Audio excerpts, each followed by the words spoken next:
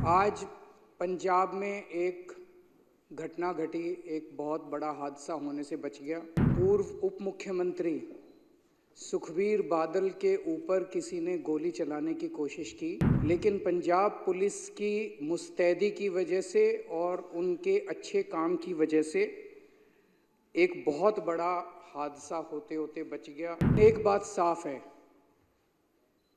कि पंजाब और पंजाबियों को बदनाम करने की एक बहुत बड़ी साजिश रची जा रही है। इसके पीछे बहुत बड़ी बड़ी ताकतें इन्वॉल्व हैं जो पंजाब को और पंजाबियों को बदनाम करना चाहती हैं। पंजाब में तो हमने एक घटना को घटने से रोक लिया, लेकिन जब दिल्ली के अंदर सरेआम मर्डर हो रहे हैं, सरेआम शूट आउट हो रहे हैं, पूरी राजधानी गैंगस्टर्स के कब्जे में है, तब पूरी की पूरी बीजेपी ऊपर से नीचे तक चुप हो जाती है।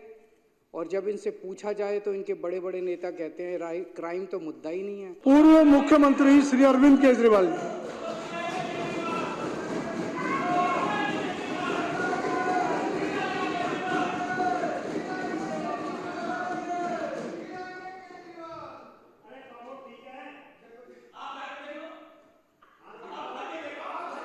भाई राजेश जी, ये तरीका ठीक नहीं है। आदरणीय उनको बोलने दीजिए, आप क्यों परेशान हो रहे हैं?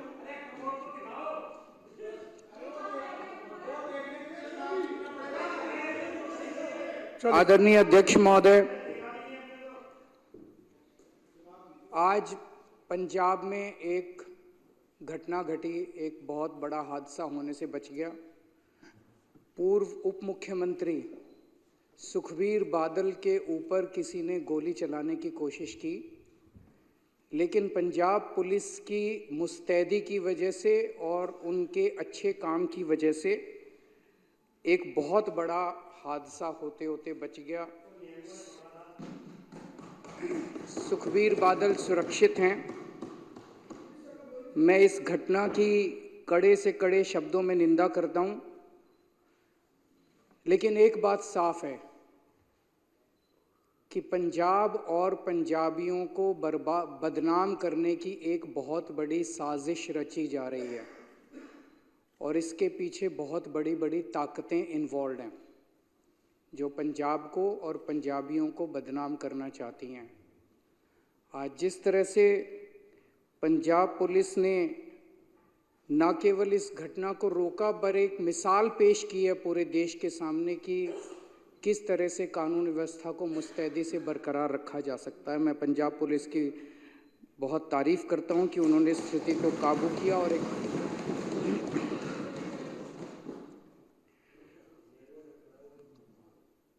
पंजाब में सुबह जब ये घटना घटी तो पूरी बीजेपी और इनके सारे नेता और पूरी मीडिया पंजाब में लॉ एंड ऑर्डर की पोजीशन को उठाना चालू कर दिया। पंजाब में तो हमने एक घटना को घटने से रोक लिया, लेकिन जब दिल्ली के अंदर सरेआम मर्डर हो रहे हैं, सरेआम शूट आउट हो रहे हैं, पूरी राजधानी गैंगस्टर्स के कब्जे में है, जगह जगह नशा बिक रहा है, महिलाओं के साथ बलात्कार हो रहे हैं, तब पूरी की पूरी बीजेपी ऊपर से नीचे तक चुप हो जाती है। और जब इनसे पूछा जाए तो इनके बड़े बड़े नेता कहते हैं क्राइम तो मुद्दा ही नहीं है, दिल्ली में लॉ एंड ऑर्डर तो मुद्दा ही नहीं है।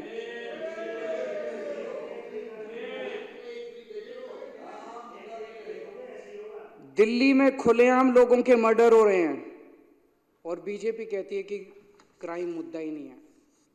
दिल्ली में महिलाओं के बलात्कार हो रहे हैं, महिलाएं असुरक्षित हैं, बीजेपी कहती है कि लॉ एंड ऑर्डर मुद्दा ही नहीं है। दिल्ली में सरेआम व्यापारियों को फिरौती मिल रही है, फिरौती की धमकियां मिल रही है, बीजेपी कहती है कि क्राइम मुद्दा ही नहीं है। दिल्ली में सरेआम गैंगस्टर्स व्यापारियों की दुकानों पे गोलियां बरसा रहे हैं और इनके नेता कहते हैं कि क्राइम मुद्दा ही नहीं है।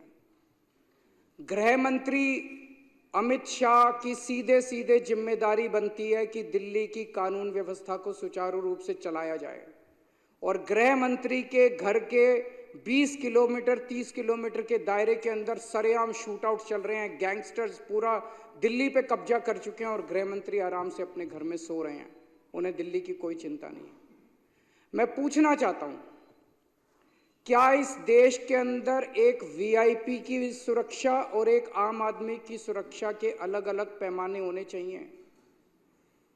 वीआईपी की भी सुरक्षा जरूरी है। आज सुखबीर बादल के ऊपर हमला हुआ, पंजाब पुलिस ने मुस्तैदी से उनकी सुरक्षा की, लेकिन जब दिल्ली के आम आदमी आज कल ट्रिपल मर्डर हुआ है देवली के अंदर, आज सुबह ट्रिपल मर्डर हुआ है। एक आदमी सुबह सुबह मॉर्निंग वॉक पे गया, जब घर वापस आया तो उसके माँ, उसकी पिताजी और उसकी बहन तीनों को उसने पाया कि उनका मर्डर कर दिया गया है। ये इनके लिए मुद्दा ही नहीं है, ये कहते हैं मुद्दा ही नहीं है। मैं पूछना चाहता हूं, क्या आम आदमी की सुरक्षा मायने नहीं रखती?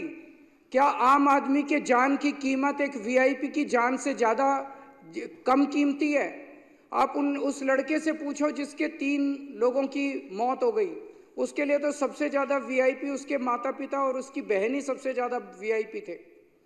तो मैं इनको बीजेपी वालों को कहना चाहता हूं, तुम मेरे जितने मर्जी एमएलएज को गिरफ्तार कर लो, जितने मर्जी मेरे ऊपर लिक्विड गिरवा लो, जितने मर्जी मेरे ऊपर हमले कर लो, मैं तो दिल्ली के आम लोगों की सुरक्षा का मुद्दा उठाता रहूंगा जब तक मेरे